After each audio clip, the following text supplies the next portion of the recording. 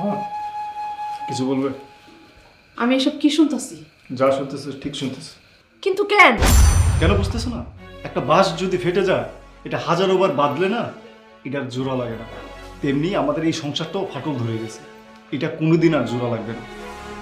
ভাইয়া, তাই বলে নিজের ঘর বাড়ি ছেড়ে শ্বশুর বাড়ি গিয়ে উঠবি? কেন? শ্বশুরবাড়ি যাওয়াটা কি খুব অন্যায়?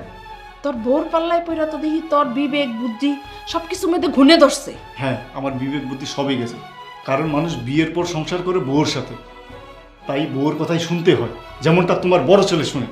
স্বাধীন, মুখ সামলায় কথা বল। যখন মুখে যা আসে তাই বলতে হবে না। আমি চুপ করে আছি দেখে ভাবিস না যে আমি কিছুই বুঝি না, কিছু বলবো না, এটা কিন্তু তুই ভাবিস না। মা, তোমার ছেলেরও বলো আমার সব কিছু বুঝাই দিতে, আমি আগামীকালকে এই বাড়ি ছাড়বো।